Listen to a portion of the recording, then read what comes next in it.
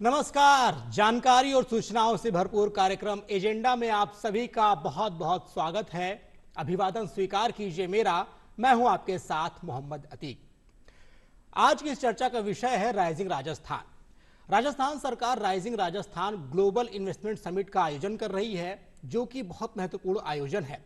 इस आयोजन के माध्यम से राजस्थान को विकास के पथ पर तेजी से अग्रसर करना और इसके अलावा राजस्थान को विकास का एक मॉडल प्रस्तुत करना है और जो निवेशक हैं उनको आकर्षित करना है और आर्थिक स्थिति को मजबूत करने के लिए आयोजन किया जा रहा है। आगामी 9, 10, 11 दिसंबर 2024 को इसका मुख्य कार्यक्रम का आयोजन होगा, जिसमें देश के यशस्वी प्रधानमंत्री नरेंद्र मोदी मुख्य अतिथि के तौर पर मौजूद रहेंगे और इसके अलावा विभिन्न देशों के राष्ट्राध्यक्ष और प्रतिनिधि भी यहाँ पर मौजूद रहेंगे और इसके अलावा देश भर के विदेश भर के जो निवेशक हैं वो भी इसमें हाजिर होंगे। तो जिस तरीके से ये चर्चा आज हम कर रहे हैं, इसमें कई सारे सवाल जवाब के सिलसिले होंगे। इस आयोजन के माध्यम से राजस्थान कितना ज्यादा विकसित होगा, क्या कुछ संभावनाएं हैं, रोजगार के कितने अवसर उपलब्ध होंगे, इन सभी के सवाल जवाब करने के लिए हमारे साथ 4 लोगों का एक पैनल मौजूद है, जिनसे हम आपका परिचय कराना चाहेंगे। सबसे पहले मैं आपका परिचय कराऊंगा। प्रताप सिंह सिंघवी जी हैं, आप पूर्व मंत्री हैं और इसके अलावा मौजूदा विधायक भी हैं। सर, आपका हमारे कार्यक्रम में बहुत बहुत स्वागत है। नमस्कार। इस आयोजन को लेकर जो पैनी नजर रखी है, जिन्होंने काफी कुछ जानकारी हासिल कर रखी है और बराबर लिखते और पढ़ते रहे हैं, पुलकित भारद्वाज जी हैं, वरिष्ठ पत्रकार हैं। सर, आपका भी इस कार्यक्रम में बहुत बहुत स्वागत है। और उद्योगपति के तौर पर हमारे साथ इस चर्चा में मौजूद हैं भीमराज शर्मा जी। सर, आपका भी इस कार्यक्रम में बहुत बहुत स्वागत है। नमस्कार। इससे पहले कि हम इस कार्यक्रम की शुरुआत करें, सवाल जवाब का सिलसिला शुरू करें, पहले आइए देख लेते हैं हमारी ये विशेष रिपोर्ट।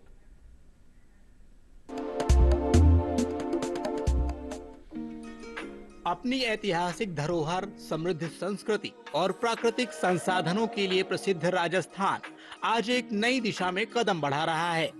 राज्य सरकार द्वारा आयोजित rising Rajasthan global investment summit Rajasthan के औद्योगिक और आर्थिक विकास को बढ़ावा देने के लिए एक प्रमुख पहल है। यह समिट न केवल निवेशकों को आकर्षित करने का मंच है, बल्कि ये राजस्थान को राष्ट्रीय और अंतर्राष्ट्रीय स्तर पर आर्थिक महाशक्ति बनाने की दिशा में एक महत्वपूर्ण प्रयास भी है। राइजिंग राजस्थान समिट का मुख्य उद्देश्य राज्य में निवेश के नए अवसर पैदा करना है। Rising Rajasthan global investment summit Rajasthan के पर्यटन को एक नई पहचान दिलाने का अवसर है। यह समिट राज्य को न केवल निवेशकों के लिए आकर्षक बनाता है, बल्कि पर्यटन के क्षेत्र में वैश्विक मानचित्र पर राजस्थान को स्थापित करने का मार्ग भी प्रशस्त करता है। राजस्थान इस समिट के जरिए नई ऊंचाइयों को छुएगा, एक समृद्ध और नया अध्याय लिखेगा और एक विकसित राजस्थान की देश के यशस्वी प्रधानमंत्री नरेंद्र मोदी जी ने विकसित भारत की जो कल्पना की है, हम कह सकते हैं कि देश के यशस्वी प्रधानमंत्री नरेंद्र मोदी जी के नेतृत्व में हमारा राजस्थान निश्चित रूप से आगे बढ़ेगा। आगे बढ़ते हुए विकसित राजस्थान, उत्कृष्ट राजस्थान और हमारे युवाओं को, हमारी महिलाओं को, हमारे किसानों को, हमारे मजदूरों को निश्चित रूप से उसका फायदा मिलेगा और हमारा इस चीज में राजस्थान आगे बढ़ते हुए नई ऊंचाइयों को छुएगा। Rising Rajasthan global investment summit का लक्ष्य राजस्थान में विभिन्न क्षेत्रों में निवेश आकर्षित करना और राज्य के आर्थिक और औद्योगिक विकास को बढ़ावा देना है।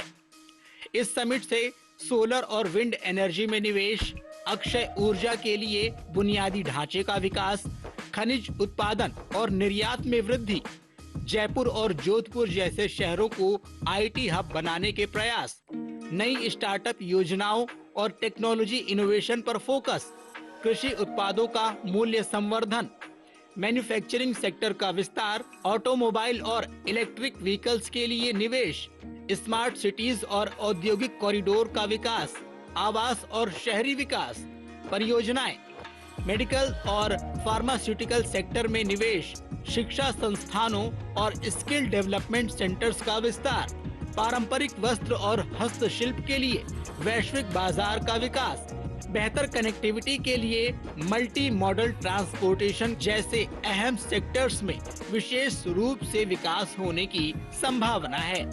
इतना ही नहीं, राइजिंग राजस्थान के माध्यम से देश और दुनिया में रह रहे राजस्थान मूल के लोगों को भी एक मंच उपलब्ध करा रहा है। राज्य सरकार की इन्वेस्टमेंट फ्रेंडली पॉलिसीज के कारण प्रदेश में निवेश का नया वातावरण बन रहा है, जिसमें आपकी भागीदारी भी महत्वपूर्ण है। राजस्थान फाउंडेशन और प्रवासी राजस्थानी कॉन्क्लेव का उद्देश्य आप सभी को अपनी संस्कृति और राज्य के आर्थिक एवं सामाजिक विकास से जोड़ना है। आगामी 9, 10 और 11 दिसंबर को आयोजित होने वाले ग्लोबल इन्वेस्टमेंट समिट से पहले ही विभिन्न सेक्टर्स में अब तक करीब 20 लाख करोड़ रुपए का निवेश आ चुका है और ये आंकड़ा आगे और भी बढ़ेगा।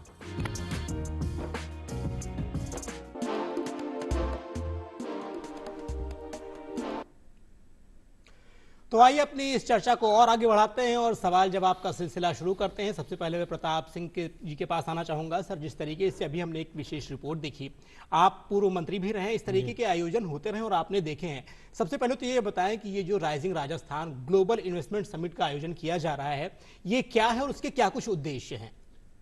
राजस्थान में जो राइजिंग राजस्थान के नाम से ग्लोबल समिट हो रही है, इंडस्ट्रियल, इसके पीछे पर्पज यही है इंडस्ट्रियल डेवलपमेंट राजस्थान में अधिक से अधिक हो। आप जानते हो राजस्थान की भौगोलिक स्थिति और बेरोजगारी दोनों को कंट्रोल में करने के लिए इस तरह के आयोजन आवश्यक हैं ताकि विश्व के लोग राजस्थान की ओर अग्रसित हो सकें। हमारे अपने लोग जो पूरी दुनिया में सब जगह राजस्थानी मौजूद हैं, वो किस प्रकार से अपनी मातृभूमि से जुड़े और यहाँ पर इन्वेस्टमेंट करें ताकि यहाँ के लोगों को रोजगार मिल सके और राजस्थान उन्नत हो सके जी, उन्नति की ओर बढ़ सके। पहले भी इस प्रकार की समिट हुई है पर कोई ज़्यादा एक्सपीरियंस अच्छा नहीं रहा है जी। जितना MOU हुआ उतना इन्वेस्टमेंट नहीं आया, कारण कुछ भी रहे हो। लेकिन इस बार सर देखा जा रहा है कि 20 लाख करोड़ रुपए का निवेश पहले ही आ चुका है। कहना अपनी बात कंटिन्यू करें। इस बार हमने और हमारी सरकार ने जी पिछली गलतियों को सुधार कर पिछले एक्सपीरियंस को देखते हुए जी जो कमी खामी थी उनको पूर्व में ही दुरुस्त किया है। उसी का नतीजा है कि MOU 20 लाख से भी बढ़कर हमको प्राप्त हुए हैं जी। और निश्चित रूप से मैं कह सकता हूं कि जिस प्रकार से ये समिट सरकार के पहले वर्ष में ही हो रही है, हमारी सरकार की वर्षगांठ ही 15 तारीख को बनेगी जी, उसके पहले ही ये समिट हो रही है। इससे लगता है कि राज्य सरकार और माननीय मुख्यमंत्री जी श्री भजन लाल जी इस मामले में को काफ़ी गंभीरता से ले रहे हैं जी। और निश्चित रूप से उनका प्रयास रहेगा राजस्थान की सभी लोगों का, मैं समझता हूँ जन जन का इसमें भागीदारी रहेगी कि इसको किस प्रकार से सक्सेस बनाया जाए और राजस्थान में ज़्यादा से ज़्यादा डेवलपमेंट लाया जाए। यानी इसको सफल बनाने के लिए प्रत्येक व्यक्ति की इसमें जो है अपना योगदान देने की जरूरत है। सरकार जो आयोजन कर रही है कहीं ना कहीं ये पूरे प्रदेश के विकास के लिए बहुत आवश्यक है।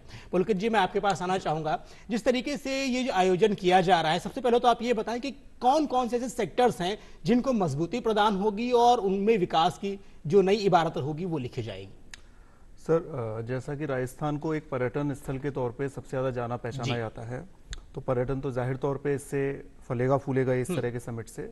इसके अलावा रिन्यूएबल एनर्जी जो है उसमें कई संभावनाएं खुलती हैं, माइनिंग में कई तरह की संभावनाएं खुलती हैं। भविष्य जो है वो आर्टिफिशियल इंटेलिजेंस का है और सेमीकंडक्टर्स का है, ठीक है। तो उस क्षेत्र में भी कई संभावनाएं खुलने की इस बार संभावनाएं हैं। मुख्यमंत्री जो हैं भजनलाल शर्मा जी, उन्होंने $350 अरब का लक्ष्य लिया है अगले 5 साल के लिए जी।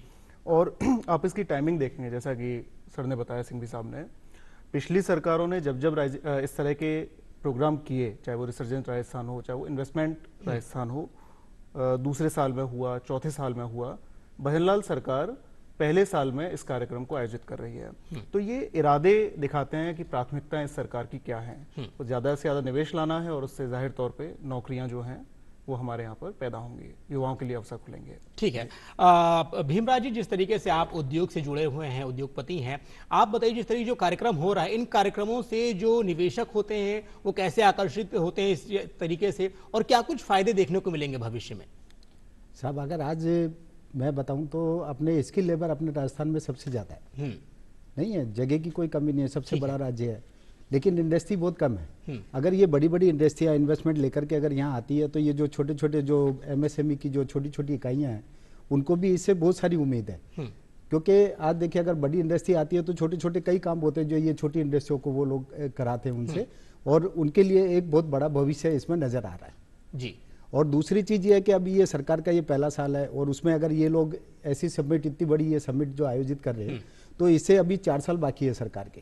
तो उसमें क्या कि लगता है कि काफी अच्छा एक लोगों को रोजगार और काफी इंडस्ट्रिया जो है वो डेवलप होने का चांसेज है इसमें। जी। प्रताप सर, जिस तरीके से कई बार जो निवेशक होते हैं वो आते हैं, अगर राज्य में बेहतर माहौल होता है, सुरक्षा व्यवस्था बेहतर होती है तो और ज्यादा आकर्षित होते हैं। इसके लिए सरकार के द्वारा क्या कुछ बंदोबस्त किया गया है कि कानून व्यवस्था दुरुस्त रहे और बेहतर माहौल हो जिससे जो निवेशक है और बड़ी संख्या में यहाँ पर आए और निवेश करें? मेरा इस मामले में यही कहना है जी कि राजस्थान में कनेक्टिविटी बहुत बेहतर है जी, वातावरण बहुत अच्छा है। डीएमआईसी का बहुत बड़ा एरिया अपने राजस्थान के बीच में से निकला है जी। दिल्ली मुंबई एक्सप्रेस वे का बहुत बड़ा हिस्सा राजस्थान के अंदर से निकला है। वो हमको उसमें आप देखो तो उसमें कहीं न कहीं टूरिज्म की जगह भी आ जाती है, कहीं ना कहीं इस प्रकार की जगह भी वहाँ पर मिल सकती है जहाँ पर हम आईटी हब बनाए, हम वहाँ पर आईटी पार्क को डेवलप करें। हमारे पास जिधर से ये एक्सप्रेस वे निकला है इसके आसपास पानी की भी कमी नहीं है और बिजली की भी कमी नहीं है। सौभाग्य से राजस्थान इस प्रकार का प्रदेश है कि यहाँ पर हर तरह की बिजली पैदा होती है, चाहे आप हाइड्रो देख लो जैसा अभी भैया ने बताया, ग्रीन एनर्जी देख लो, वो आपका ये रिन्यूएबल एनर्जी देख लो, कोल बेस्ड एनर्जी देख लो, गैस की देख लो, सब तरह की बिजली भी हमारे यहाँ मौजूद है और बिजली के प्लांट भी नए आने वाले निकट भविष्य में आ रहे हैं। तो मैं समझता हूँ बिजली की भी कमी नहीं रहेगी और राजस्थान भूभाग की दृष्टि से हिंदुस्तान का बहुत बड़ा भाग है। यहाँ पर सौभाग्य से कानून व्यवस्था भी बहुत अच्छी है। ठीक है। तो मैं समझता हूँ सब, और पानी भी बहुत है। आप देखो हमारे जहाँ से मैं आता हूँ हड़ौती एरिया में, तो पानी की बहुतायत है। आज हमारा ये और सरकार ईआरसीपी के जो प्रोजेक्ट लेकर के आई उससे भी कहीं ना कहीं बाद 13 जिलों में तो पानी की कोई कमी नहीं रहेगी। जब पानी, बिजली, सड़क, रेलवे सब हमारे पास और जगह, यानी निवेशकों को बेहतर माहौल उपलब्ध कराने के लिए जो भी सेक्टर्स हैं उसमें सरकार ने व्यवस्था कर रखी है, चाहे वो शिक्षा की बात हो या इंफ्रास्ट्रक्चर की बात हो, रेलवे या कनेक्टिविटी की बात हो, सारा कुछ व्यवस्था कर रखी है। बिल्कुल। पुलकित जी, एक बात मैं आपसे जानना चाहूंगा, जिस तरीके से अभी सिंघवी साहब ने जब शुरुआत की बात में, तो उन्होंने एक पॉइंट रखा कि पहले भी कई सारे आयोजन ऐसे हो चुके हैं। आयोजन बहुत सारे होते हैं लेकिन कई बार धरातल पर उतारना थोड़ा सा मुश्किल बात हो जाती है। कुछ एमओयूज होते हैं तो वो धरातल पर नहीं होते हैं। आपको क्या लगता है कि ये जो इन्वेस्टर समिट हो रही है इनमें जो भी चीजें कलेक्ट होंगी या जो भी निवेश आएंगे, धरातल पर उतारना कितना आसान होगा, या फिर क्या लगता है आपको कितनी मुश्किलात पैदा होंगी सामने? सर, इसके लिए जैसे मैंने आपको बताया कि टाइमिंग बहुत मायने रखती है। ठीक है। सरकार कोई जा रही है वो चौथे साल में, 5वें साल में इस तरह के आयोजन करेगी, निश्चित तौर पे जो इन्वेस्टर्स और इस तरह की परंपरा को तोड़ा गया है, जैसे परंपरा आखिरी साल में करना और वायदे करना और उसके बाद में फिर सरकार चले जाना। लेकिन ये पहले ही साल में हो रहा है तो 4 साल का टाइम पीरियड है। 4 साल का टाइम पीरियड है। निवेशकों में एक तरह का विश्वास जो है वो जगह लेता है, और संयोग से विधानसभा चुनाव के बाद से सरकार और उपचुनाव के बाद मुख्यमंत्री अभी स्थिर नजर आ रहे हैं। इसमें कोई बड़ा बदलाव या उठापटक जो है वो नजर नहीं आती है। जी ठीक है जी। तो ये दो चीजें जो हैं वो इन्वेस्टर्स को निश्चित तौर पे एक भरोसा देने में कामयाब रहेंगी। और दूसरी बात, सरकार के पास इनफ टाइम है। सरकार इस बात से बच नहीं सकती है कि भाई हमारे पास समय कम था, हम उनको जमीन पे नहीं उतार पाए। सारी अब जो जिम्मेदारी आती है वो इससे आगे आती है ब्यूरोक्रेसी की। ब्यूरोक्रेसी किस तरह से इन सारे इन्वेस्टमेंट्स को जमीन तक उतारने में कामयाब होती है, जो हर्डल्स जो हैं उनको किस तरह से दूर किए जाते हैं, मल्टी डिपार्टमेंट्स जो हैं वो किस तरह से एक साथ आके काम करेंगे, ये सब मल्टी लेयर चीजें जो हैं वो ब्यूरोक्रेसी के हैंड की है। सरकार जो कर सकती थी या जो कर रही है वो स्पष्ट है। अब जो चीजें वो ब्यूरोक्रेसी के पास ज्यादा है सर। ठीक है पुलकित जी, एक चीज आपसे और जानना चाहेंगे, जब शुरुआत के दिनों की अगर मैं बात करता हूं तो मुख्यमंत्री भजन लाल शर्मा ने कई देशों के दौरे किए, जापान की बात कर लीजिए या कोरिया की तरफ गए वो, तो क्या लगता है आपको उनके जो ये विजिट थी, उस विजिट से क्या कुछ फायदे होने वाले हैं? क्या लगता है आपको इन देशों के लोग यहाँ पर मौजूद रहेंगे और क्या कुछ फायदे देखने को मिलेंगे इस MOU से? सर ये जो विजिट है ये बहुत सोच समझ करके की जा रही है। जब अधिकतर राज्य, अधिकतर देश यूरोपीय देशों की तरफ या अमेरिका की तरफ जा रहे हैं, इन्होंने पूर्व से शुरुआत की, जापान और कोरिया से। वो कई मायनों में से एक स्मार्ट डिसीजन लिया माना जा सकता है इसको। आप जब पश्चिमी देशों की बात करेंगे तो पिछले कई महीनों में पश्चिमी देशों की GDP जो है वो तेजी से गिरावट आई है। अमेरिका के भी जब आप स्टॉक मार्केट्स को देखेंगे तो उसमें पिछले दिनों जो हर्ष हुआ था वो आपको देखने को मिला। रशिया यूक्रेन वॉर छिड़ी हुई है, इजराइल युद्ध में कूदा हुआ है, उसकी वजह से पूरा पश्चिम जो है वो अस्थिरता के वातावरण से जूझ रहा है। संयोग से एशिया इन संकटों से अभी बचा हुआ है, जापान कोरिया उसमें प्रमुख है। और इसमें भी सर जापान और कोरिया के जो व्यवसायी जो हैं या उद्योग घराने जो हैं उनके काम करने का पैटर्न जो है वो काफी हद तक भारत से मिलता जुलता रहा है। नीमराना हमारे पास एक प्रोजेक्ट के तौर पे देखा जा सकता है जो सक्सेसफुल अपने आप में माना जा सकता है। 48-46 कंपनियां जो हैं मौजूद हैं और भी कंपनियों को लाया जाएगा सर यहाँ पे। जी ठीक है, तो जिस तरीके से जो स्मार्ट वर्क करते हुए जो मुख्यमंत्री उन्होंने कोरिया का दौरा किया और जापान का दौरा, क्योंकि ये जो क्षेत्र है वो युद्ध स्थिति से अभी बाहर है, तो कहीं ना कहीं निवेशक ज्यादा आकर्षित होंगे यहाँ पे, और निवेशक ज्यादा आकर्षित होंगे तो निवेश अच्छा आएगा। दूसरा इसमें मैं सर एक चीज और जोड़ना चाहूंगा, भविष्य जो है, जो मैं पहले भी कह रहा था, वो सेमीकंडक्टर्स का, इलेक्ट्रॉनिक्स का है। तो कोरिया का बाजार जो है वो छोटा देश होने के बावजूद जो अमेरिकी प्रोडक्ट्स हैं उनको बहुत अच्छे से टक्कर दे रहा है। सैमसंग कोरिया के पास है। जब आप दूसरी बड़ी इंडस्ट्री की बात करते हैं ऑटोमोबाइल, तो वहां जापान फिर सिरमौर नजर आता है। भारत को समझता है जापान। ठीक है, मारुति के साथ मिलकर जब सुजुकी आई है तो वो एक भारतीयों का ड्रीम कार जो थी वो सपना पूरा किया। और इसी सेगमेंट में जब आप अपर वर्जन की बात करेंगे तो टोयोटा जो है, फॉर्च्यूनर हुआ, इनोवा हुआ, वो सारी गाड़ियां जापान के पास है। तो ये लोग भारत को समझते हैं और भारत को खपते भी हैं। बिल्कुल जी सर। भीमराज जी, जिस तरीके से आप उद्योग से जुड़े हुए हैं, आपको क्या लगता है कि इस आयोजन से आप लोगों की क्या अपेक्षाएं हैं, क्या चीजें होनी चाहिए? और सरकार, कई बार देखा जाता है कुछ योजनाएं होती हैं उस सरकारी फाइलों में या जो प्रक्रिया होती है उसमें उलझ कर रह जाते हैं जो निवेशक होते हैं, तो उनको बेहतर माहौल के लिए और उनको कोई प्लेटफॉर्म ऐसा उपलब्ध कराया गया जिससे आप लोगों को आसानी से अपनी चीजों को दुरुस्त कर सके और इम्प्लीमेंट कर सकें? साहब, उसमें यही है कि जैसे गवर्नमेंट की जो पॉलिसियां हैं उनको बहुत इजी किया जाए, ताकि उद्योगों पे अभी आता है कि कई बार पोल्यूशन का सर्टिफिकेट लेना है, आज ये करना है, ये करना, तो इन सब चीज़ों को एक ऐसा बनाया जाए कि वो एक ही विंडो पे सारी चीज़ें हो जाए उद्योग के लिए, उसको जगह जगह भटकना नहीं पड़े। और दूसरी चीज़ है कि आज जैसे उद्योग है, आज वो पूरी रीढ़ की हड्डी है एक पूरे हिंदुस्तान की मानो, तो आप उनकी तरफ अगर ध्यान दोगे तो मैं कह रहा हूँ कि रोजगार और इसकी कोई आवश्यकता ही नहीं है, क्योंकि इतने आज ये जो अपना हिंदुस्तान है ये इतनी चीजें बड़ा, इतना बड़ा वो है, इतने लोग हैं यहाँ, हर चीज आप यहाँ खपा सकते हैं। आज हर देश की नजर अपने उसके ऊपर है, लेकिन अपन लोग उस पर ध्यान नहीं दे पा रहे, तो इसीलिए ये चीजें ऐसी होती जा रही है कि यहाँ के उद्योग जो है वो थोड़े पिछड़ते जा रहे हैं, दूसरे लोग इसके ऊपर आकर के अपना वो काम करते जा रहे हैं। तो अपने जो लोकल जो धंधे हैं उनको थोड़ा सा एक ध्यान दिया जाए सरकार की तरफ से, जो छोटे छोटे जो रोजगार है उनको देखा जाए, वो जाए।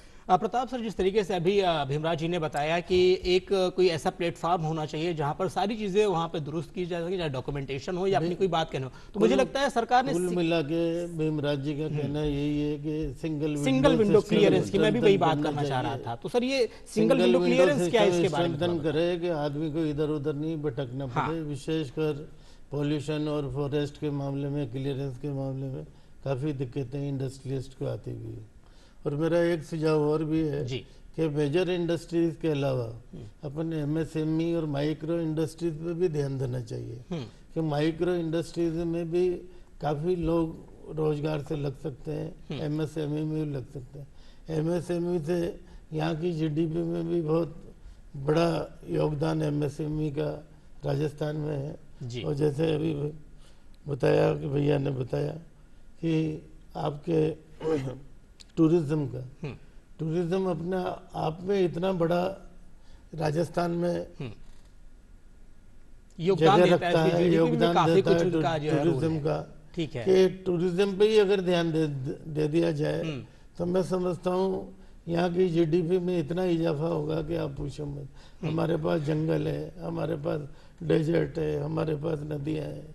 अब जैसे कोटा है, अब कोटा में वाटर स्पोर्ट का नहीं चालू कर सकते, वर्ल्ड क्लास आपका रिवर फ्रंट बना है जी। उसको आप मेंटेन करें, ढंग से चलाएं, रन करें, वहाँ होटल्स हों बेटर, लोग रुके करें, 2 दिन स्टे करें, तो निश्चित रूप से यहाँ पर, और दिल्ली बम्बई वो ब्रॉडगेज का पार्ट है, कोटा बड़ा जगह है, और पूरी दुनिया के, पूरे हिंदुस्तान के लड़के वहाँ आकर कोचिंग लेते हैं, तो उनके ज़्यादातर उनके एडवर्टाइजमेंट की भी जरूरत नहीं पड़ेगी, क्योंकि उनके जो पेरेंट्स आएंगे यहाँ देख के जाएंगे तो अपने शहर और गांव में बताएंगे, तो एक सर्किट बन सकता है। बिल्कुल। जैसे गोल्डन ट्रायंगल है, आगरा, जयपुर, दिल्ली, मतलब एक कॉरिडोर बनाने की बात अगर हो उदयपुर, रही है तो ये जयपुर, बन कोटा, उदयपुर, इस तरह का हब भी यहाँ पर ये टूरिज्म, बिल्कुल अच्छा सुझाव दिया हब भी प्रताप बन जी, आपने सकता है। काफी अच्छी बात कही। आप पुलकित जी, चूंकि अगर बात हो रही है पर्यटन को लेकर के, तो पर्यटन में मैं बात करना चाहूंगा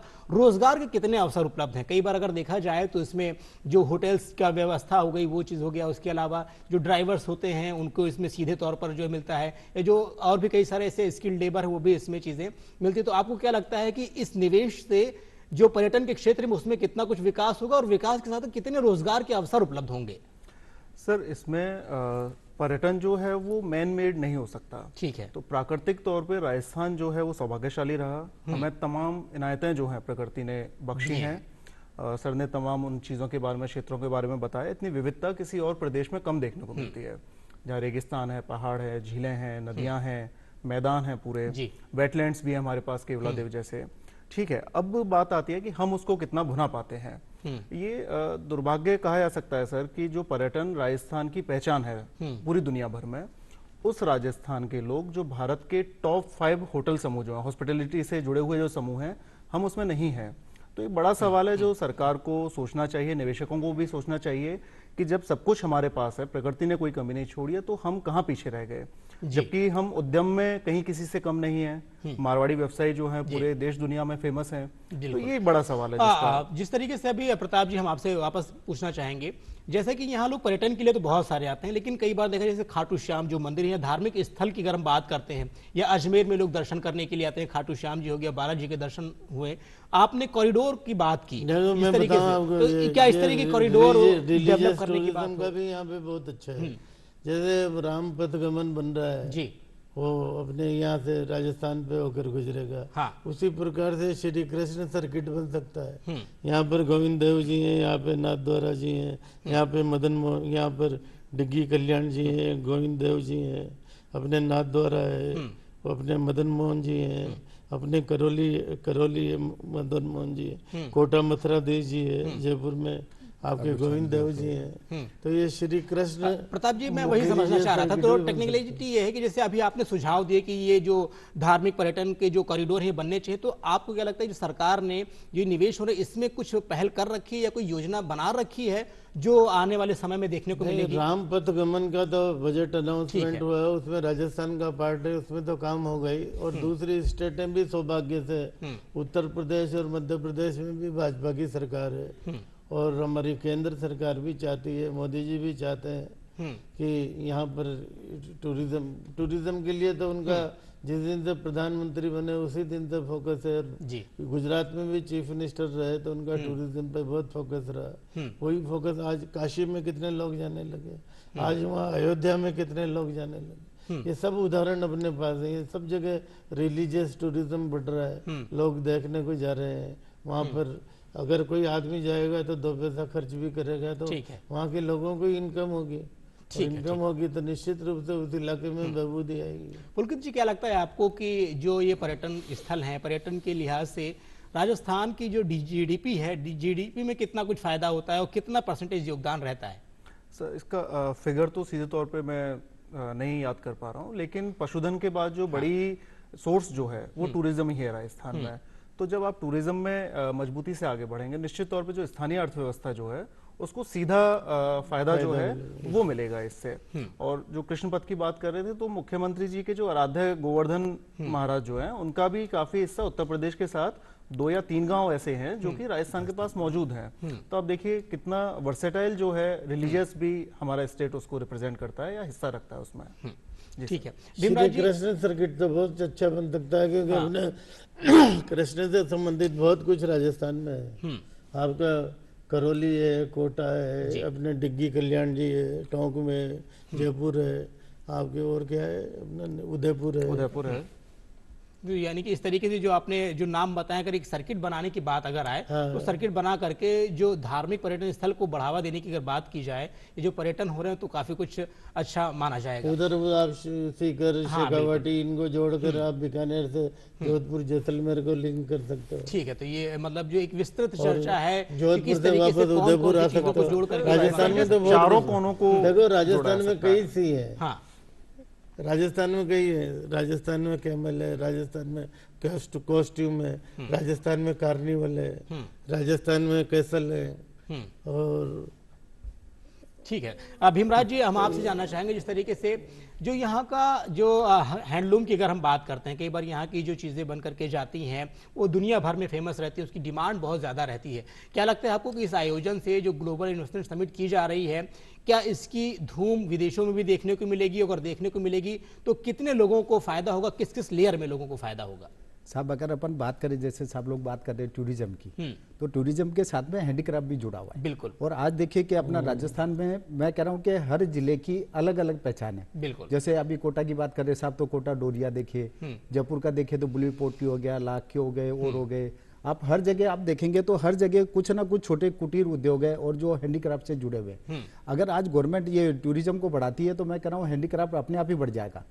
यानी उसमें कुछ अलग से करने की जरूरत नहीं है, क्योंकि जो आदमी जब जहाँ आएगा वो वहीं की चीज को लेना पसंद करेगा, नहीं है? तो उससे क्या होगा कि ये जो हैंडीक्राफ्ट के जो छोटे छोटे कुटीर उद्योग जो लगे हुए हैं उनको भी इतना प्रोत्साहन मिलेगा कि कोई सोच नहीं सकता। यानी कि वो बिना कुछ किए ही उनको एक फायदा मिल जाएगा, वो जो है ना। और राजस्थान का हैंडीक्राफ्ट जो है वो पर्टिकुलर समुदायों और क्षेत्रों क्षेत्रों को भी दर्शाता भी है और उनकी धाती भी है वो। जी बिल्कुल। किशनगढ़ की हमारी फड़ जो है ना, तो हैंडीक्राफ्ट का हमारे धर्म में, हमारी संस्कृति में, हमारे जीने के अंदाज में वो बहुत हद तक दखल रखता है हैंडीक्राफ्ट। ऐसा नहीं है कि वो सिर्फ सजावट की वस्तु है, वो हमारी संस्कृति का हिस्सा है। बिल्कुल। तो निश्चित तौर पे वो भी इसमें इजाफा होगा और वो काम आएगा हमारे। सर, इसको वैश्विक पहचान दिलाने के लिए, जैसा कि अगर मान लीजिए जो कार्यक्रम हो रहा है 9, 10, 11 तारीख में ये आयोजित किया जाएगा, तो इस दौरान में इसमें कैसे इसको दर्शाया जाएगा? क्या लगता है कि इसको कैसे वैश्विक पटल पर ले जाने के लिए क्या कुछ प्रयास किए जा रहे हैं? इसके बारे में थोड़ा बताएं। सर, वैश्विक प्रयासों की अगर हम बात करें तो उसमें जब मुख्यमंत्री और राजस्थान के शीर्ष अधिकारी अलग अलग देशों में जाते हैं, निवेशकों से मिल रहे हैं, अलग अलग प्रदेशों में जाके मिल रहे हैं, तो अपने आप में वो एक प्रतिनिधि मंडल जो है राजस्थान का वो जा रहा है। वहाँ का मीडिया इसको कवर कर रहा है, हमारा मीडिया इसको कवर कर रहा है, और इस तरह के आयोजनों का जो प्रचार प्रसार है सोशल मीडिया के माध्यम से किया रहा है, तो वो तो मल्टीपल सोर्सेज के इस्तेमाल से काम हो रहा है। सर प्रताप जी, जिस तरीके से अभी हम लोग जो वीडियो क्लिप देखी उसमें अपील की गई है कि तो जो राजस्थान के मूल भावना से जुड़े हुए लोग जो यहाँ से जुड़े हुए हैं वो लोग इस कार्यक्रम में आए और अपना योगदान दें, तो किस तरह की योगदान की बात की जा रही है? और जो लोग बाहर हैं या विदेशों में हैं, या अगर हम देश में ही बात करते हैं, अन्य राज्यों से आते हैं, तो उनसे किस प्रकार के जो योगदान की उम्मीद की जा रही है? हमारे राजस्थान सरकार के कई अधिकारी और मंत्री और खुद मुख्यमंत्री अलग अलग देशों में गए हैं। वहाँ जो भी इंटरप्रेन्योर हैं उनको यहाँ पर आमंत्रित किया, उसमें लार्ज स्केल पर राजस्थान के प्रवासी भी हैं। और इसकी पूरी समिट की सीरियसनेस का इसी से पता लगता है कि प्रधानमंत्री खुद इसका इनॉर्गेशन करने आ रहे हैं। उससे अपने आप को पता लग जाता है, अपने आप को आदमी सोच सकता है कि इसकी कितनी सीरियसनेस है और किस लेवल पर यह आयोजन होगा। और इसकी तैयारी सौभाग्य से इतनी हुई है जितनी पीछे जो ग्लोबल समिट्स हुई हैं या ये इन्वेस्टमेंट मीट हुई है, उससे ज़्यादा सीरियसनेस इस राइजिंग राजस्थान को लेकर सरकार के मन में है और उनकी इच्छा भी दर्शाती है। जिस प्रकार से मीडिया के मार्फत भी इसका प्रचार प्रसार लार्ज स्केल पे हुआ है, वो अपने आप में ग्लोबल समिट की तरफ, राइजिंग राजस्थान समिट की तरफ लोगों को अपने आप आकर्षित कर रहा है। और मुझे लगता है कि जिस प्रकार से ये 20 लाख का टारगेट दिया है, अगर कहीं कोई हर्डल नहीं है तो मैं कह सकता हूँ इससे भी ज्यादा इन्वेस्टमेंट अभी जो मुख्य कार्यक्रम होगा 9, 10, 11 तारीख में, उसमें निवेशक जो रहेंगे वो और भी ज्यादा निवेश करेंगे, तो संभवता है कि ये आंकड़ा और बढ़ेगा, और आंकड़ा बढ़ेगा तो राजस्थान की अर्थव्यवस्था में काफी महत्वपूर्ण भूमिका निभाएगा। पुलकित जी, हम चर्चा कर रहे हैं, पर्यटन की भी बात हो गई, इंफ्रास्ट्रक्चर की बात हुई, ट्रांसपोर्टेशन की भी बात हुई, जो एक महत्वपूर्ण चीज होती है वो शिक्षा और स्वास्थ्य होती है। आपको क्या लगता है कि इस आयोजन में अब तक जो 20 लाख करोड़ रुपए के निवेश आए हैं, उसमें शिक्षा को लेकर के कितने निवेश आए हैं? थोड़ी बहुत जानकारी अगर आपके पास हो तो वो बताएं। उसके बाद में स्वास्थ्य को लेकर क्या कुछ डेवलपमेंट देखने को मिलेंगे? इन्वेस्टमेंट की जो ब्रेकअप्स जो है वो अभी उस तरह से सार्वजनिक नहीं हुए हैं, तो आपको सेक्टर वाइज डिटेल्स तो जब इन्वेस्टमेंट चल रहा, जब ये प्रोग्राम चल रहा होगा तो उस समय वो ज्यादा खुल करके आ सकते हैं। हाँ। लेकिन बात होती है जब इरादों की, तो मैं आपको बताऊं, पूरी दुनिया सेमीकंडक्टर की तरफ तेजी से बढ़ रही है, तो राजस्थान सरकार की तरफ से रीको ने मेधावी स्किल यूनिवर्सिटी है उसके साथ एक टाई अप किया है, जिसमें राजस्थान के ही स्टूडेंट्स को, हमारे जितने भी कॉलेजेस हैं, IIT है, IIM है और भी MNIT है हमारे पास, तो वहाँ के स्टूडेंट्स को तैयार किया जाएगा कि कैसे इस भविष्य की तरफ, जो भविष्य की तकनीक जो है, इससे उनको रूबरू करवाया जा सके, उनको ट्रेंड किया जा सके। देश भर में सर एक आंकड़ा बताता है कि 2027 तक 3 लाख पेशेवरों की जरूरत महसूस होने लगेगी अगले 3 साल में। तो जब राजस्थान अपने ही अंदर स्टूडेंट्स को इस तरह से ट्रेंड करेगा तो फिर हम बड़ा न सिर्फ अपनी जरूरत पूरी कर पाएंगे बल्कि हम आपूर्ति भी करेंगे स्किल्ड लोगों की। तो ये तो जब इस समिट से पहले ही सरकार इस तरह के फैसले ले रही है, तो निश्चित तौर पे जब समिट होने लगेगा, इन्वेस्टर्स आएंगे, तो वो और ज्यादा व्यापक तौर पे फैसले लिए जाएंगे। प्रताप सिंह जी, स्वास्थ्य के लिहाज से क्या कुछ आप डेवलपमेंट देखने को जो लग रहा है कि जब ये समिट पूरी होगी उसके बाद में क्या कुछ हॉस्पिटल्स खोलने की बात होगी, या अगर देखा जाए इंस्टीट्यूशंस हैं कितने कुछ देखने को मिलेंगे, अगर कुछ करार हुए हैं तो वो कौन से हुए हैं, और क्या कुछ चीजें सामने पेश आ सकती हैं? देखो, पिछले सालों में इसके मेडिकल हेल्थ को लेकर राजस्थान में बहुत कुछ हुआ है। और जैसे आपका बॉम्बे हॉस्पिटल यहाँ है, नारायणा यहाँ है, आपका और भी कई हॉस्पिटल, SMS ने कई बिल्डिंग बनी है, क्या नाम है, जो टावर जो बन रहा है IPD, हाँ, सवाई मानसिंह जो बना हुआ है हॉस्पिटल, उसमें काफी कुछ डेवलपमेंट हो रही है, IPD टावर है। तो इस तरीके से आपने पूरे हिंदुस्तान में कहीं देखा है कि सरकारी हॉस्पिटल में ऊपर हेलीकॉप्टर उतरेगा, हेलीकॉप्टर उतरेगा। हाँ, मतलब विकास की एक अलग ही गाथा है कि एक हॉस्पिटल के ऊपर हेलीपैड बनाया गया है ताकि जब कभी कोई इमरजेंसी हो तो वहाँ पर हॉस्पिटल में तो हो सकता है, गवर्नमेंट हॉस्पिटल में तो मुझे और कहीं सुनने को नहीं मिला। तो मतलब शिक्षा और स्वास्थ्य को लेकर काफी कुछ चीजें की जा रही हैं। भीमराज जी, जिस तरीके से अगर हम व्यापार की बात करते हैं, व्यापार में सुगमता लाने के लिए क्या कुछ करना चाहिए, और आपसे क्या कुछ सुझाव हम अगर चाहते हैं तो जो निवेशक आ रहे हैं वो क्या कुछ अपेक्षाएं रखते हैं कि सरकार के द्वारा हमें ये चीजें उपलब्ध होनी चाहिए? साहब, अभी तक देखिए कि राजस्थान का जो आदमी है वो आपको पूरी दुनिया में आप कहीं भी चले जाओ आपको वहाँ वो उपलब्ध होगा या मिलेगा। वो कहीं धंधा कर रहा है या कहीं नौकरी कर रहा है या कुछ भी कर रहा है, वो गया क्यों यहाँ से? भाई उसका रीजन क्या था कि अपन ने उसको जो सुविधा चाहिए थी या जो सर्विस उसको चाहिए थी वो अपन ने दी नहीं उसको, इसीलिए वो इस धरती को छोड़ के गए। और आज अपन उसे दोबारा बुलाने की बात कर रहे हैं, तो उसे जब बुला रहे हैं अपन किसी मेहमान को अपन दोबारा इनवाइट करते हैं तो अपन उसके लिए एक हर तरह की चीजें अपन उसको उपलब्ध कराने की कोशिश करें अपन, ताकि उसको जो वहाँ जो चीजें उसको मिल रही है उससे ज्यादा चीजें उसको यहाँ सुविधा मिले, वो चीजें ज्यादा यहाँ उपलब्ध हो तो उसको एक अच्छा मजा आएगा और वो यहाँ और अच्छा काम कर सकता है, अपनी मिट्टी से जुड़ सकता है और वो काम कर सकता है वो। जी, पुलकित जी, स्मार्ट सिटी की अगर हम बात करते हैं तो कई बार पूरे देश में, हालांकि यूं तो केंद्र सरकार के स्तर से भी कई सारे प्रयास किए जा रहे हैं, लेकिन हम खाली राजस्थान के परिप्रेक्ष्य में अगर बात करते हैं तो स्मार्ट सिटीज को लेकर के, जैसे अब जयपुर हो गया या फिर उदयपुर की बात होती है, जोधपुर की बात होती है, क्या कुछ डेवलपमेंट आपको देखने को मिल सकते हैं आगे भविष्य में, और क्या कुछ योजना की तैयारी है? कुछ ऐसी कुछ जानकारी अगर आप देना चाहें तो। सर, कनेक्टिविटी निश्चित तौर पे बहुत मायने रखती है। राजस्थान के जो प्रमुख शहर जो हैं टूरिज्म की वजह से वो पहले से ही वेल कनेक्टेड हैं। अब बात है उस कनेक्टिविटी को और ज्यादा उसमें बढ़ावा देने की। तो इसमें हवाई कनेक्टिविटी जो है वो एक बड़ा जरिया हो सकती है, क्योंकि जब विदेशों से लोग आएंगे तो उनके लिए एरो कनेक्टिविटी जो है वो सबसे ज्यादा मायने रखेगी। तो इसमें अभी काफी गुंजाइश है जो कि सरकार को किया जाना चाहिए और निवेशकों को भी आकर्षित करना चाहिए कि वो इस तरफ अपना निवेश करें ताकि ये कनेक्टिविटी में सुधार हो सके।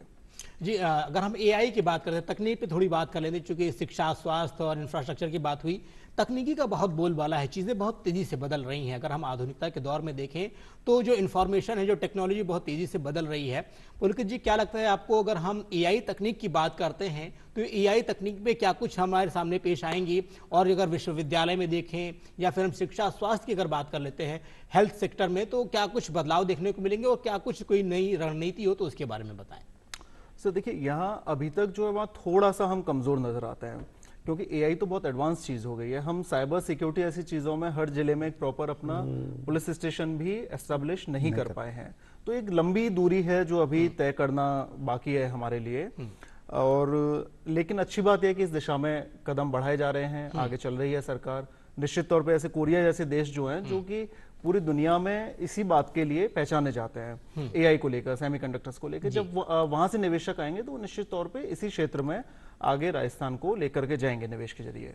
जी, भीमराज जी, तकनीकी का इस्तेमाल उद्योग में किस प्रकार से किया जाना चाहिए? क्या कुछ अपेक्षाएं रखते हैं कि तकनीकी की इस चीज़, जैसे एआई की अगर बात करते हैं, चीज़ें बहुत तेज़ी से बदल रही हैं, आपको क्या लगता है, चाहे वो अगर हम हथकरघा की बात करते हैं या हैंडलूम्स हो गया इस तरीके से, या हैंडीक्राफ्ट हो गए, उसमें तकनीकी का कितना इस्तेमाल होना चाहिए और क्या कुछ उम्मीदें हैं आपकी? साहब, बात देखिए कि अगर कंपटीशन अपने को बाजार में करना है तो तकनीक के साथ जाना ही पड़ेगा। आज अपन देखें कि कोई भी चीज हाथ से आदमी कितना बना लेगा, उसको जो है ये मशीनरी और ये तकनीकी चाहिए। और आज देखें कि राजस्थान बहुत डेवलप हुआ है जी। अगर पिछले 20 साल में देखो तो अगर अपना भी अगर अपन देखो तो पहले अपन 20 साल पहले किस चीज से काम ले रहे थे, आज अपन किसको काम में ले रहे हैं। और यही चीज अगर और आगे बढ़ेगी तो इससे उद्योगों को बहुत फायदा मिलेगा, उनका जो प्रोडक्शन बढ़ेगा और सारी चीजें वो अपने आप को डेवलप कर पाएगा।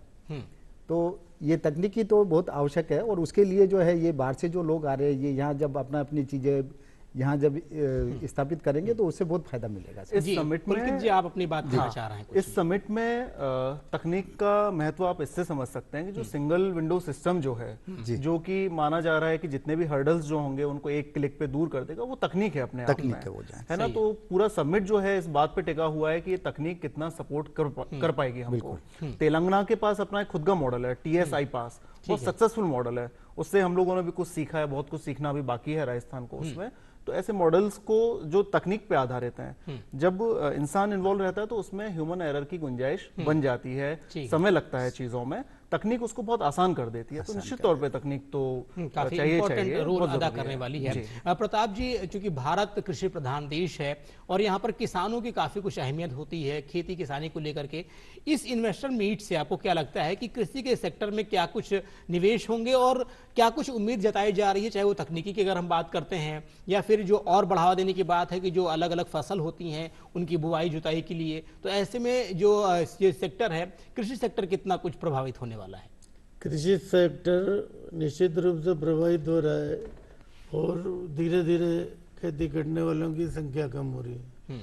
कभी भारत को 80% आबादी यहाँ की कृषि पर आधारित थी, आज 60% है।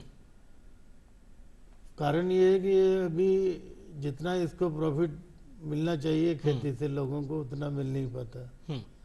और इसलिए कहीं ना कहीं हमको ये भी सोचना चाहिए कि दूसरे धंधों से जितना प्रॉफिट आदमी को मिलता है उतना खेती से मिले तो आदमी गांव में रुक पाएगा। और दूसरी बात, गांव में फैसिलिटी कम होने की वजह से, जैसे बच्चों की एजुकेशन है, हॉस्पिटल है, और कोई रेस्टोरेंट है या खाने पीने का सामान है और अन्य साधन है, उनकी कमी होने की वजह से, क्योंकि आजकल एजुकेशन का जमाना है, हर गांव में पढ़े लिखे लड़के आपको तैयार मिलते हैं जी। उस आपको वो जब इस पे मीडिया पर दिल्ली और मुंबई के उसको देखते हैं, चकाचौंध को देखते हैं, तो उनके मन में भी सवाल आता है कि हमारे गांव में भी ये सब स्थिति होना चाहिए, ये सब कुछ हमारे यहाँ भी होना चाहिए जी। उसका रीजन है कि लोग धीरे धीरे शहरों की तरफ आकर्षित हो रहे हैं। काफी अच्छा पॉइंट आपने उठाया। मैं एक सवाल आपसे इसी में जोड़ना चाहता हूं, क्योंकि देश बहुत तेजी से विकसित हो रहा है, लोग एजुकेटेड हो रहे हैं, नौकरी की तरफ रुख कर रहे हैं, शहरों की तरफ पलायन कर रहे हैं। ऐसे में जो खेती किसानी होती थी, जो पुराने लोग खेती किसानी कर रहे हैं, लेकिन जो नई जनरेशन है वो खेती किसानी से थोड़ा पीछे हो रही है, तो उनको जागरूक करने के लिए क्या कुछ करना चाहिए कि वो खेती किसानी से जुड़े रहें और अपने जमीन पे, अपनी जगह पर, अपने गृह जनपद में रह करके रोजगार के अवसर उनको मिल सके? हालांकि मशीनी युग आया है, पहले बैल थे, अब ट्रैक्टर आया है, पहले हाथ से कटाई होती थी, अब कंबाइन आई है, पहले हाथ से फसल को निकाला जाता था, वो बैलों के माध्यम से वो करके गाढ़ा करके, अब वो थ्रेसर के माध्यम से निकलता है। टेक्निक तो बड़ी है पर लोगों का रुझान थोड़ा कम हुआ है, इसलिए कहीं ना कहीं इस पे कुछ इस तरह की टेक्निक अपनाई जाए कि लोग गाँव में रुक सकें और खेती की तरफ आकर्षित हो सकें। उसका सबसे बड़ा रीजन यही है कि उनको लगेगा कि हमको बढ़िया, एक तो गांव में सब तरह की फैसिलिटी हो जी, दूसरा उनको खेती में प्रॉफिट अच्छा दिखे, तो गांव के आदमी या नई एज के लड़के वहां पर रुक पाएंगे। वरना धीरे धीरे अर्बनाइजेशन बढ़ रहा है और जगह जगह आपको झुग्गी झोपड़ियां नजर आएगी, हर शहर की ये हालत बनती नजर आ रही है। और मेरा एक सुझाव भी है जी, कि शहरों में जिस प्रकार से अर्बनाइजेशन बढ़ रहा है, इसलिए शहरों के आसपास सैटेलाइट टाउन डेवलप करना चाहिए। हाँ, जैसे मुंबई में है, दिल्ली में है, कर्नाटक, बेंगलोर में है, चेन्नई में है। आदमी को ज़्यादा दूर नहीं जाना पड़ेगा, उसको वहीं सब फैसिलिटी मिल जाएगी, तो वो वहाँ से पलायन नहीं करेगा, वहाँ से माइग्रेट नहीं होगा। इस प्रकार की स्थिति में भी सरकार को सोचना चाहिए। और मेरा तो ये मानना है कि अगर नया शहर कहीं विकसित हो सके, नए शहर जो फुली डेवलप हो, जैसे पुलकित बता रहा है AI का मामला हो, हाँ, सब तरह की सुविधाएं हो, यूनिवर्सिटी से लेकर स्कूल तक, तो क्यों नहीं बच्चा रुकेगा। अगर मेडिकल फैसिलिटी अच्छी है तो मैं क्यों कोटा छोड़कर जयपुर आऊंगा। सही बात। ये सब बातें हमको सोचना चाहिए। मतलब जो ग्रामीण अंचल इसमें सबसे बड़ी रुकावट आती है सरकार के सामने, वो आती है उसकी धन की आर्थिक प्रॉब्लम आती है। इसलिए ये मैं चाहता हूँ कि इस प्रकार की मीट हो, इंडस्ट्रियल डेवलपमेंट हो, एग्रीकल्चर का डेवलपमेंट हो, टूरिज्म का और अन्य साधनों का डेवलपमेंट स्टेट में हो, तो यहाँ की आय बढ़ेगी तो निश्चित रूप से यहाँ के लोगों को रोजगार भी मिलेगा और स्थिति ऐसी नहीं आएगी कि लोग बाहर जाते हैं। यानी युवाओं को जो पलायन से रोकना है, अगर खेती की तरफ उनका रुझान लाना है, तो उनसे संबंधित जो भी सुविधाएं हैं, चाहे वो एजुकेशन की बात हो, तकनीक की बात हो या फिर बेहतर इंफ्रास्ट्रक्चर की बात हो, उनके ही जो होम डिस्ट्रिक्ट है या उनके आसपास के क्षेत्रों में उपलब्ध रहेगा तो वो कहीं पलायन नहीं करेंगे। और साथ ही साथ जो खेती किसानी से जुड़ी हुई चीज़ें होती हैं उसका सही फसल का दाम मिले और उसके बाद में चीज़ें तभी डेवलप होंगी और फिर खेती की तरफ रुझान उनका बढ़ता चला जाएगा। इसमें सर जी, मैं पुलकित जी, बात अपनी आगे बात बढ़ाना कहें। चाहूंगा कि इन्वेस्टमेंट को लेके जो नीतियां जो है वो भी कुछ इस तरह से बनाई जा सकती हैं कि निवेशक जो राजधानी है या फिर बड़े शहर हैं उन्हीं के इर्द गिर्द सिमट कर न रह जाए, है ना। इसकी वजह से क्या होता है कि जो लैंड एक्विजिशन होता है उसमें सबसे ज्यादा दिक्कतें आती हैं, किसानों की जमीनें ली जाती हैं उसमें सबसे ज्यादा धरने विरोध होते हैं, है ना। अगर इन्वेस्टर्स थोड़ा सा दूसरे शहरों की तरफ, जो छोटे शहर हैं उधर भी मूव करें। उधर अगर मूव करेंगे तो फिर वहां का जो लोकल ग्रामीण एरिया जो है वो अपने आप डेवलप हो जाएगा, वहां शिक्षा पहुंचेगी, वहां स्वास्थ्य पहुंचेगा, डेवलप हो जाएगा और दूसरे संसाधन भी बढ़ेंगे, दूसरे संसाधन बढ़ेंगे। नीमराना इस चीज का उदाहरण के तौर पे देखा जा सकता है, जो जयपुर में नहीं है, है ना। निमराना में भिवाड़ी देखो क्या बढ़िया होटल है। और सर आजकल तो पर्यटन के लिहाज से अगर देखा जाए तो ग्रामीण की तरफ जो गांव हैं वहां पर लोग यहाँ विजिट कर रहे हैं। हमारी अभी यहाँ पर देखिए जिस तरीके से अजमेर के पास में, ब्यावर जिले के पास में देवमाली गांव है, वहां पर काफी पर्यटक आ रहे हैं। तो इस तरीके से मैं भीमराज जी आपसे ही पूछना चाहूंगा कि जिस तरीके से गांवों की तरफ जो लोग रुख कर रहे हैं, तो ऐसे में भविष्य में क्या लगता है आपको कि गांव का जो दौरा है या गांव के पर्यटन की बात अगर की जाती है, कितने कुछ अवसर उपलब्ध होंगे और क्या कुछ इससे फायदे होंगे? सब देखो कि आज अगर अपन राजस्थान की बात करें तो साफ बताने तो लगभग 80% लोग खेती पे डिपेंड है।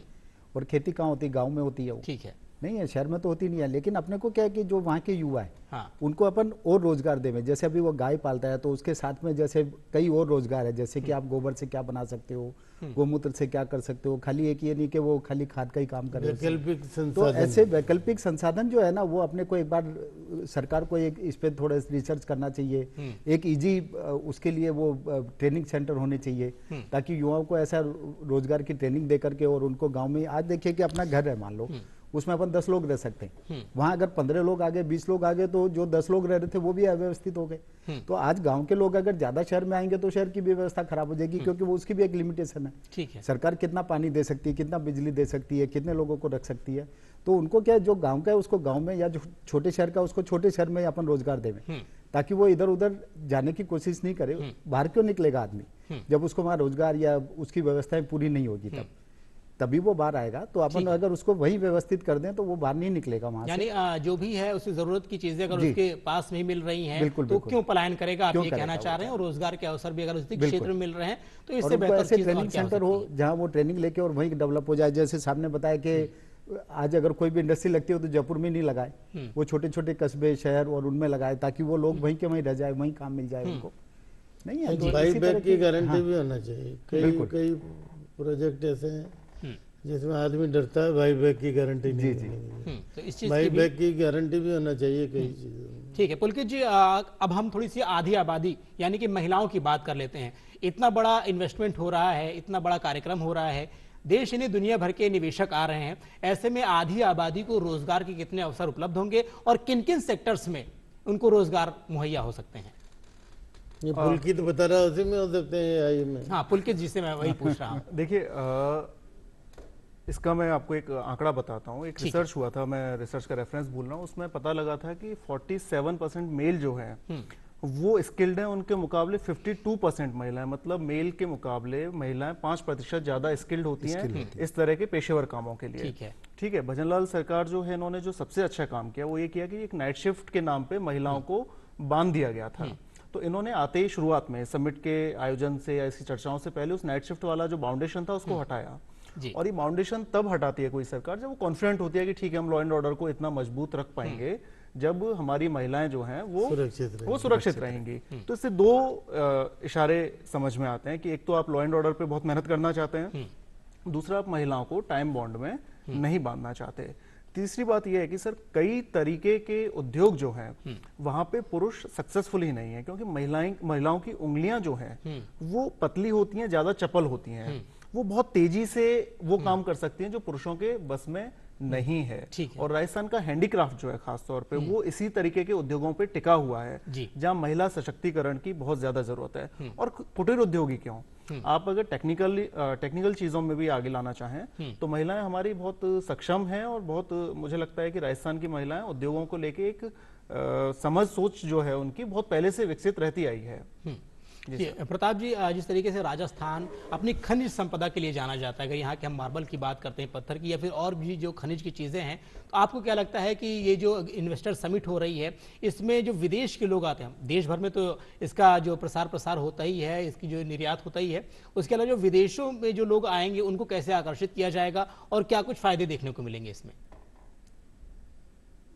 जहाँ पर इस तरह के यूनिट्स हैं जहाँ ग्रेनाइट और मार्बल तैयार होता है या उनके स्लैब बनते हैं, उन इंडस्ट्रीज को ज़्यादातर इसमें MSME का हिस्सा आता है, पार्ट आता है कि मेजर इंडस्ट्री तो इसमें होती नहीं है। उनको यहाँ जो टूरिस्ट आए उनको एक बार दिखाना चाहिए, उससे पता भी लगे उनको कि यहाँ इस तरह के पत्थर निकलते हैं। एक अपन उस पर मोबाइल पे किसी का फोटो भेजें और एक सामने दिखाएं तो उसके कलर में और विजन में कई बातों में थोड़ा डिफरेंस आता है। इसलिए मेरा यही सुझाव है कि इस तरह की इंडस्ट्रीज विशेषकर ग्रेनाइट मार्बल से संबंधित और जो भी यहाँ पर मिनरल्स निकलते हैं उसको रूबरू दिखाना चाहिए तो बेहतर परिणाम सामने है। दूसरा ये भी है सर कि राजस्थान के पास तांबा है, ग्रेनाइट है, तमाम तरीके के खनन है। तो जब आप कोरिया से इन्वेस्टर्स को लेके आ रहे हैं तो आपको कोरिया का देखना होगा कि कोरिया हर साल माइनिंग के क्षेत्र में 5 से 7% की ग्रोथ करता है। इस साल जुलाई में उन्होंने पिछले साल के मुकाबले 5.5% के आसपास ग्रोथ की है। तो वहां का इन्वेस्टर जो है वो माइनिंग के महत्व को समझता है, उसके व्यवसायीकरण को समझता है। तो जब वो इन्वेस्टर्स यहाँ आएंगे तो वो निश्चित तौर पे हमारे लिए काफी फायदेमंद साबित होगा। जी बिल्कुल। तो जिस तरीके से भीमराज जी हम लोग चर्चा कर रहे हैं, लगभग सभी सेक्टर्स की हमने बात की, शिक्षा हो, स्वास्थ्य हो, चिकित्सा हो, उसके अलावा इंफ्रास्ट्रक्चर की बात हो। अगर हम ओवरऑल बात करते हैं कि अगर ये कार्यक्रम आयोजन हुआ, इतने जो धन की जो एकत्रित हुआ, निवेश आए, कितने टाइम लगेगा इन चीज़ों को संपन्न होने में? और जिस 4 साल का हालांकि ड्यूरेशन है, आपको क्या लगता है सारी चीज़ें कब तक ये ज़मीन पर देखने को मिलेंगी? सब इस पे तो देखिए गवर्नमेंट के ऊपर है सबसे बड़ा। आज जैसे जिसने भी एमओयू साइन किया गवर्नमेंट से, वो उसे कितनी जल्दी उसे धरातल पे लेके आ सकते हैं, वो सारा सरकार के ऊपर डिपेंड करेगा। इन्वेस्टर पे भी डिपेंड करेगा वो कितना जल्दी करते हैं। गवर्नमेंट कितनी जल्दी उसको सारी सुविधाएं उपलब्ध कराती है, सारा कुछ उसी पे। अभी कई चीज़ों पे अटका हुआ है आदमी, फिर चक्कर लगा रहा है, तो वो उसमें वो डिले हो ही जाता है। फिर डिले एक बार होने के बाद वो डिले ही चलता जाता है। जी। तो आज अगर इनको कितनी ज़्यादा सुविधाएं अगर गवर्नमेंट देगी, वैसे मेरे सुनने में आ रहा है कि हर चीज़ के साथ एक IAS को लगाया गया है ताकि वो उसे बिल्कुल फॉलो कर सके और उसे पूरी चीज़ें उसे उपलब्ध करा सके। तो अगर इस तरह से अगर गवर्नमेंट करती है तो मेरे को लगता है ये जल्दी सब चीज़ें धरातल पे दिखने चालू हो जाएगी जल्दी जो है ना। जी पुलकित जी, सर, आप कुछ ये भी कहना है कि चाह रहे हैं? अधिकारियों को नियुक्त तो कर दिया है, लेकिन ऐसा सुनने को मिलता है कि कई सारी शक्तियां उनको नहीं दी जाती हैं। तो ये भी जरूरी है कि उनको इस तरह की कुछ शक्तियां दी जाएं ताकि वो जरूरत पड़ने पे कुछ डिसीजंस बहुत जल्दी में ले सकें। उनको ये अधिकार प्राप्त होना चाहिए, ये अधिकार केंद्रित ना हो एक ही जगह पे। जी सर। जैसे कई बार जो अधिकारी हैं उनको जिस भी विभाग दिया गया है तो उस विभाग में एक्शन करने के लिए, काम करने के लिए उनके वो पावर देनी चाहिए, आप ये कहना चाह रहे हैं? कई बार चीजें केंद्रित रहती हैं, संबंधित विभाग की तो शक्तियां उनके पास रहती हैं, लेकिन दूसरे विभाग से जुड़ी हुई कोई बातें हैं या कुछ डिसीजंस ऐसे होते हैं जो आपको बहुत त्वरित करने होते हैं, तो खुद ही ले सके, खुद ले सके। जैपनीज इन्वेस्टर जो है वो थोड़ा स्लो चलने वाला, प्रोसेस से चलने वाला, अनुशासित है, लेकिन कोरिया का इन्वेस्टर आप देखेंगे उसके पैटर्न को, उसको थोड़ा सा जल्दी रिजल्ट चाहिए। तो वो फिर अगर हम अपने हिसाब से उसको लेके चलेंगे तो निराश होते हैं फिर, और फिर इन्वेस्टमेंट जो है वो जमीन पे नहीं उतर पाता। प्रताप जी, जिस तरीके से पहले भी कई सारे ऐसे आयोजन हुए, आपने उन चीज़ों को देखा कैसी चीज़ें धरातल पर उतरती हैं। अगर हम आज बात कर रहे हैं और 10 साल बाद की स्थिति में अगर हम चर्चा करते हैं तो इस ग्लोबल इन्वेस्टमेंट समिट से 10 साल बाद क्या कुछ बदलाव देखने को मिलेंगे और राजस्थान कहाँ पर खड़ा होगा? ये तो कंटिन्यू प्रोसेस है, इसको तो जितना अपन करते रहें इस तरह की ये समिट्स तो बेहतर रहेगा, क्योंकि पॉपुलेशन भी डे बाई डे बढ़ेगी, लोगों को रोजगार चाहिए। अभी राजस्थान की पॉपुलेशन 8.5 करोड़ के करीब है।